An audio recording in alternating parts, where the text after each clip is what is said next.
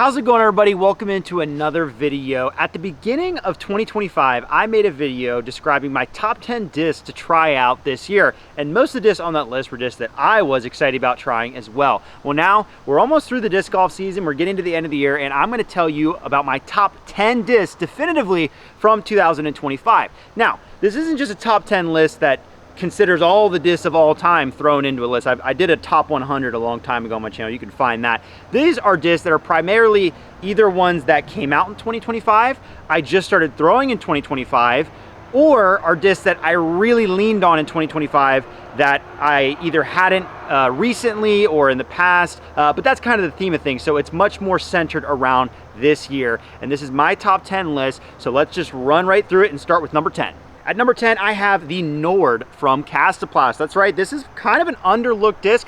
There are some Castaplast throwers out there. A lot of you know about the Berg from Castaplast, kind of a cult classic disc there. But the Nord is one that I almost randomly stumbled upon, and it filled a need at a time that I was really looking for a different disc entirely. So I threw this one and discovered it the same way I discover a lot of my discs, which is promoting them for foundation. And we went out to throw this, and I immediately really liked the feel. It was one of these Luke Sampson Tour Series, has a really nice plastic to it as well. And what I found was a disc that I had been searching for just in the wrong place. You see, I've always thrown rock threes in recent years, throw a lot of rocks. And then I have my kind of my understable mid-ranges sorted. We'll get to one of those later in this list. But I was looking for a disc that was just that slightly more overstable rock 3. And I was trying to find it in a rock 3. And I was really struggling to. And when I threw this, it kind of clicked with me, and I realized this is giving me the flight that I've been looking for. I was able to throw it with slight anhyzer or flat and get a nice consistent fade at the end. It's not just gonna dump out on you, but it's gonna hold strong before fading, and there's less of that risk of it flipping over on you like sometimes I would with the rock 3s if I got too aggressive with them.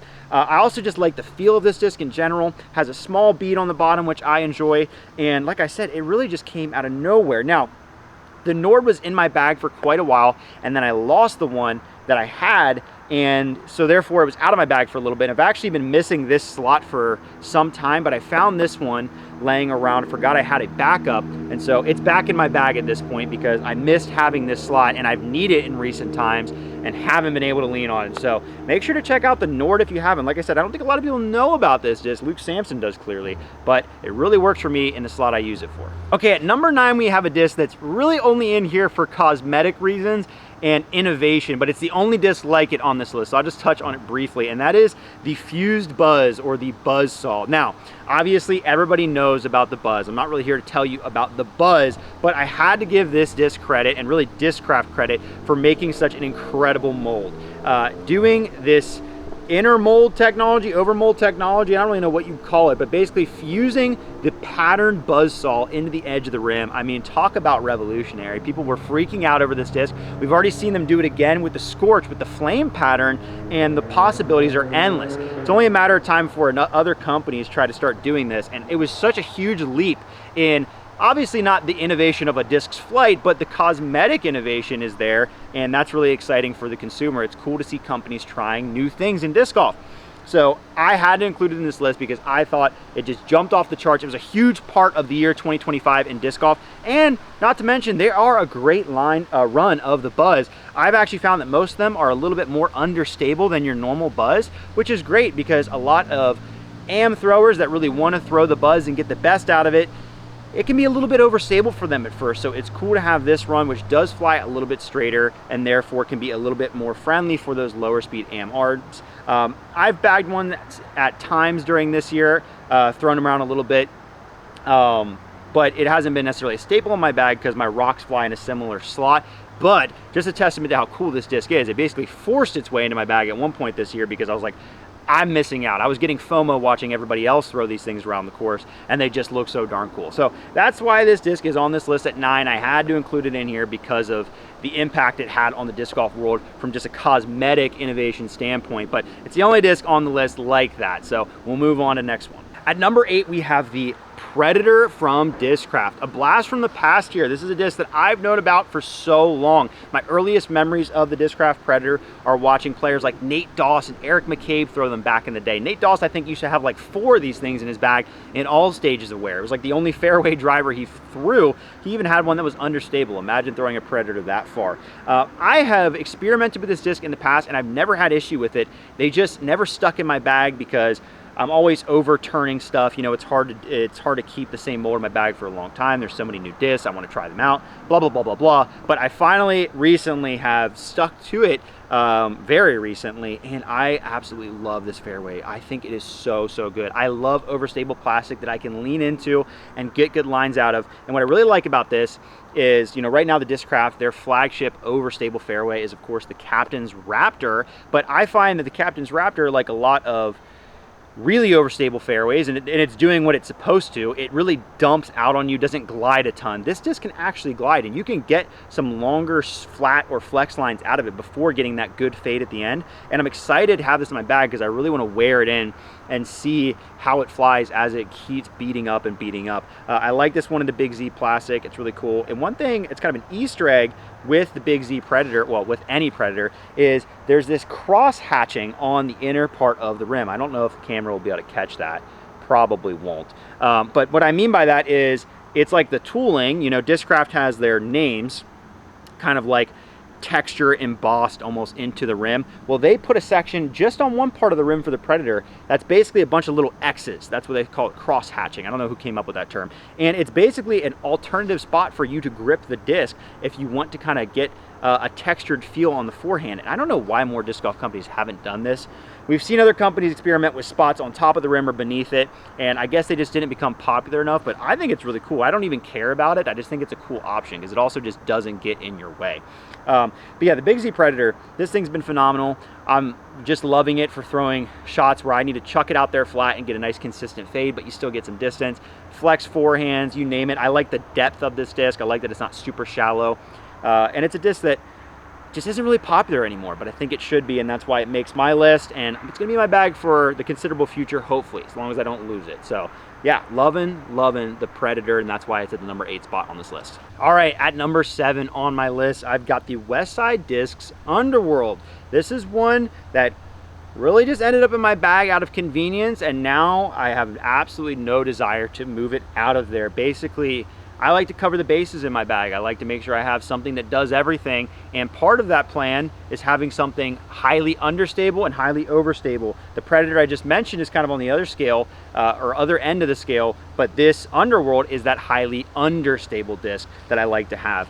And yeah, that's kind of why I threw it into my bag in the first place. I was looking for something new to try. These ones came in this awesome plastic, got the cool swirl ring on it, the nice stamp. And I was like, sure, let's give it a run for its money. And I have absolutely loved it because in the past, I have thrown really flippy discs such as the It or the Diamond in particular. They're really, really overstable. I find that because the Underworld's a tick faster than those, it is still very understable, but it has just a little bit more stability. And what that allows me to do is throw more useful shots. It's still one of the easiest discs ever to roll. I find that I can throw it on just about any Anheuser angle hard, and it will give me a good roller line, which I love. Not a great roller thrower, so I need a disc that really assists me in that nature. And I can still get those crazy inside-out hyzer flips, but it also allows me to power down on a hyzer flip, backhand or forehand, and actually get like a good S-flight out of it if I need it. So this just does a little bit more than just those trick shot, get out of trouble type plays or the rollers, and that's why I really liked it. I think it's just like the perfect stability for my arm speed in this slot in my bag. So yeah, the Underworld, such an unassuming disc to me. You know, there's a lot of drivers out there that fly similarly that are very understable, and they're kind of seen to be sold for one reason only, and that's rollers or maybe just really beginner players.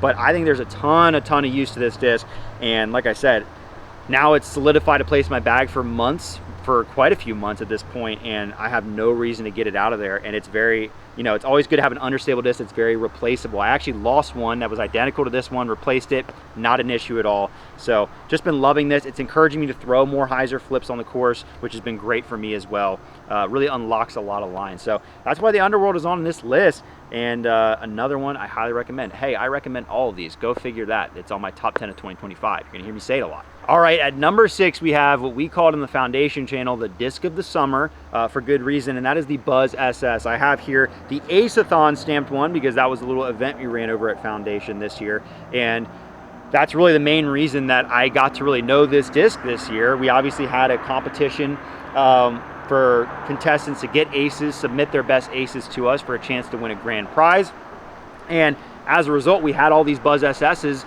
around in circulation. We were trying them out ourselves, and I've always known about the Buzz SS, and I always talk highly about it. I always go, yeah, the Buzz SS is great, because for those of you who want to throw a Buzz and get it to do the things the pros can make it do, you should try the Buzz SS because it's a little bit flippier. But just because I've said those things doesn't mean I've actively thrown it a ton. I've just kind of, you know, thrown it here and there. But I had this one in my bag for quite a bit this year because I was testing it out so much, and it is true. It's just so underrated. This disc is amazing. You get effortless hyzer flip distance with this disc, dead straight right out of the box. I think it's super useful for a lot of different arm speeds. Like, genuinely, the Buzz is a phenomenal disc, but I mean it when I say it. The Buzz is really at its best when you throw 400 feet or further, or maybe 380 or further. Anything below that, throw a Buzz SS. Like, you really should. It's becoming kind of cliche at this point, but this disc rocks. It's phenomenal. I'm glad that a lot more people threw it doing the Ace-a-thon this year, because I think a lot of people will find that it's great. Very agreeable, comfortable rim, beadless. I can't imagine anybody that would find really a complaint with this disc. It's like the most like generic looking mid-range ever, but it has so much glide. It's not uselessly understable. You can get just a nice hyzer flip to turn out of it, or if you throw it on enough hyzer with not a ton of speed, you can just get it to pop up and go, or maybe even carry a little bit of hyzer. So it is pretty neutral, and this is actually one of the flippier runs I've seen. I've seen some that just go dead straight at the beginning until you beat them in a little bit. These ones had a little bit of flip right out the gates, which I like. But yeah, the Buzz SS, can't say enough about it. It's a phenomenal disc. Disc of the summer. Summer's over, but it's still a great disc. Make sure to check out the Buzz SS. That's why it comes in here on the list, because I loved it this year. All right, at number 5, I just had to. I couldn't resist. The Cash is on the list, of course. Now, kind of beating a dead horse, all of you know I love the Cash. That's why I have my face printed on it. But I just had to bring it up again because I am truly, once again, through another year, amazed with how much I love throwing this disc. And each year, I get better and better at throwing it. This disc is the best throwing putter I have ever used. I really love it, and it's just perfect for my game. And I talked about this in a few videos ago where I was throwing the Luna, basically talking about how I like this disc because I can lean into it with a little bit of anhyzer or flat, similar to the Nord I mentioned earlier in the video, and I know it's not going to burn over on me.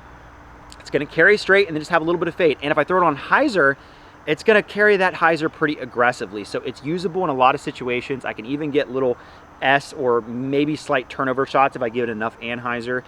It's just a great, all reliable. It also goes really far. I'm able to throw this thing like 350, 360 sometimes if I really get behind it and flex it. It's nice and shallow, which I really enjoy as being somebody who power grips my putters, so it works for that as well. And something that I'm learning this year is the touch forehand. It really does work when you get the flatter ones, which most of them are pretty flat.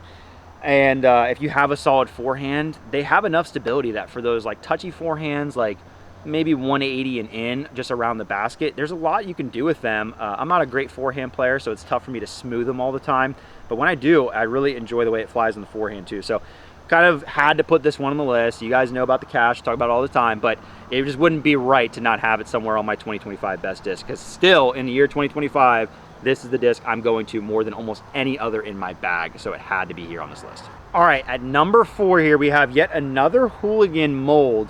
If you're not familiar with Hooligan, by the way, basically, this is a independent company that used to be manufactured by Lone Star. Now they're made by Gateway. That's who makes the Cash, and also this next mold I'm going to tell you about, the Flip. I've just kind of been a friend of their owner for a little bit, Garrett, and so I've been trying a lot of their plastic, and I absolutely love it. So that's why I keep adding new ones to my bag. You've probably also seen me throw the Yeet this year, but this one here is the Flip. A very understable mid-range. Makes sense. It's called the Flip. And I've been toying around with it recently and absolutely been loving it. And it's kind of similar to the reason I like the Underworld, which is it is that effortless hyzer flip. You can get crazy inside out hyzer flip, turnovers, whatever, but it's just enough stability that if I need to just kind of power down and get it to pop up and go dead straight, and maybe just hover a little bit right, you can make that shot happen with this disc. So it's not completely ridiculously understable. It just allows a wide range of shots. And once again, it's something that I've been working on my hyzer flips a lot this year, and this is one that's really helped me out a lot personally. So the flip, yeah, I've loved this disc so far. I'm hoping to continue trying it out, working on it, and getting better at throwing it, because this one is pretty new to my bag, maybe a month or two. But it's really filled this slot of the super understable mid-range in my bag well. Those of you know, I threw a Supra for years, had a couple signature Supras, but I felt like it was time for maybe to try something else. So this has kind of been what I've been rocking for now. I'm not sure if it'll stick yet or not, but it's been a pretty encouraging spot. So far, I've thrown a lot of good shots with it, and I've really liked it. Like I say, it's one of those discs where you throw, and when you hit it right, it just looks pretty in the air. And that's a lot of understable plastic in general, but this one in particular, like when I get it right and it just goes dead straight, hovers a little bit to the right, it's just been absolutely fantastic. And I've enjoyed toying around with it a bunch. So gonna see more of this in the future, and that's why it's at number 4 on this list. I'm very excited about it. We're down to the top 3 here, 3 discs that I am so pumped about.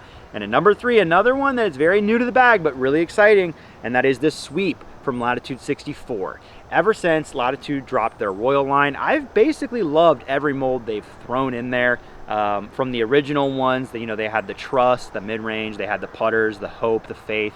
Then I also really threw the Honor and the Glory. Those were both in my bag for a long time. Nothing wrong with those discs. The Rive I tried out, the Grace.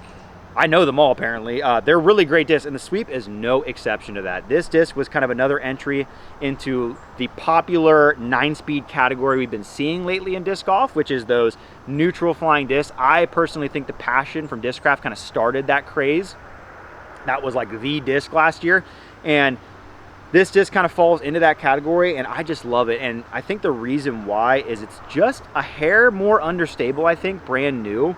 And therefore, for me, somebody that struggles with the hyzer flips, I miss a lot more often by giving a disc too much hyzer or not enough speed or too much nose up and not getting it up to flat. This disc, I find it easier to get up to flat and get a little bit of turn, but it doesn't burn over. And I think the name sweep is appropriate because you can throw some awesome turnover shots with this disc that sweep, as the name would suggest, over to the side, but don't catch angle and just dive down on you. It's not that understable. It's very comfortable in the hand. Love the Royal Line plastic, and it has already become my go-to hit a fairway disc. If I need a long whoa, that's a tongue twister. If I need a long gap hit shot, this is the one I'm reaching for every single time without a doubt, because I know if I can just get that angle somewhere in the right ballpark, it's gonna at least flip me up to flat, maybe with a little bit of turn, and get a nice pushing flight without a ton of effort either. So love the sweep from Latitude 64. Pretty new disc to my bag and to the market in general, but it has been incredible for me so far. And not to mention, if you're somebody who doesn't like the Passion because it has that kind of unique feel, which I personally do like, but some don't, a lot don't really. This is a much more traditional feeling disc. It doesn't have that bead underneath, so you're gonna have a pretty agreeable feeling disc as well, which could be a bonus for some people. So number 3 on this list, and I'm very excited about this one going into the next year. At number 2, we have a new disc and a new company in the year 2025, and that is the Bair from Climo discs.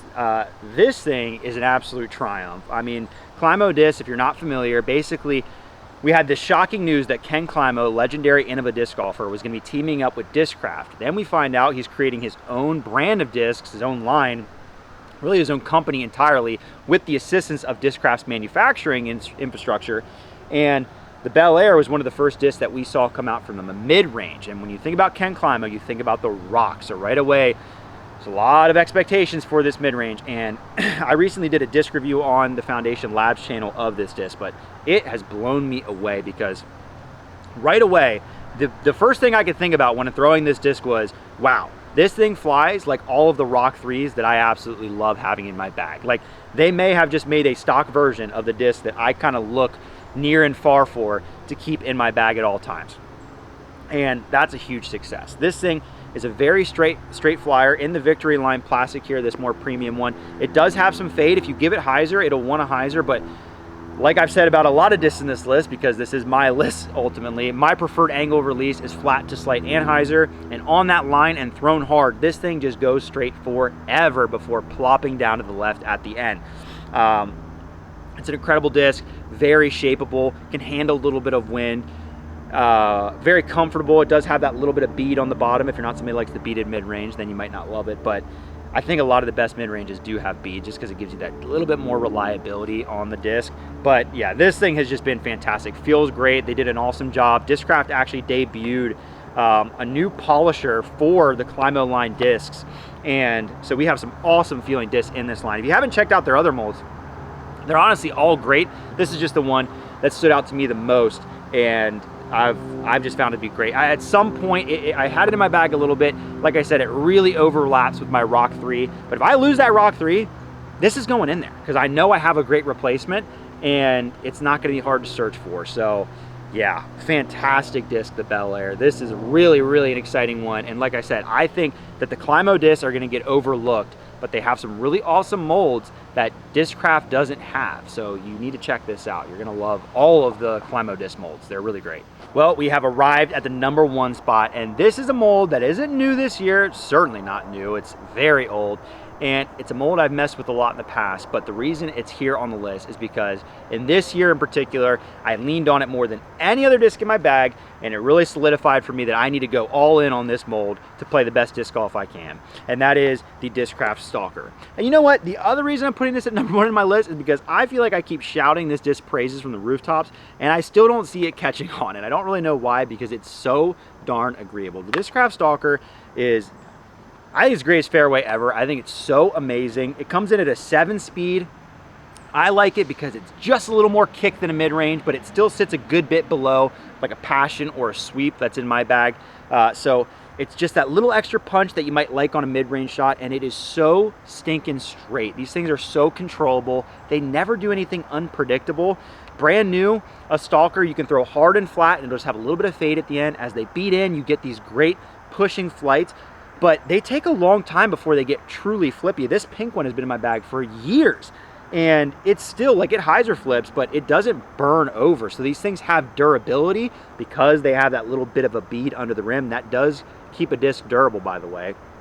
It protects the most vulnerable part of a disc. If you didn't know that, when a disc gets cut up on the bottom, that's why if you scrape it on the road, it gets the flippiest. These beads kind of are a layer of protection against that, and I think that's why the Stalker, especially in the Z plastic, really holds its line for a long time.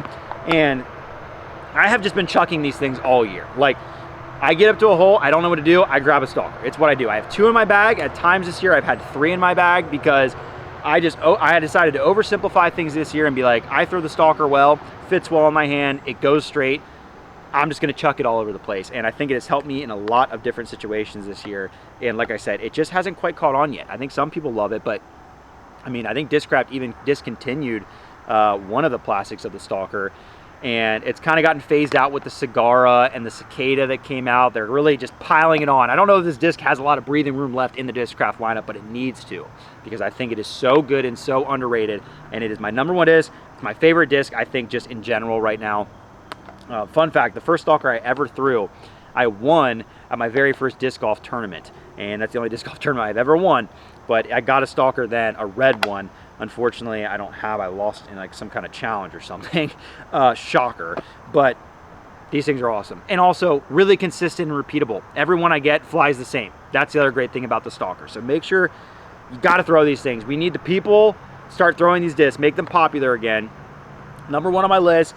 Maybe it'll be #1 next year as well, because I'm just going to keep throwing these darn things. But that's it. That is my list, my top 10 discs of 2025. I hope you enjoyed this video. Thank you so much for watching.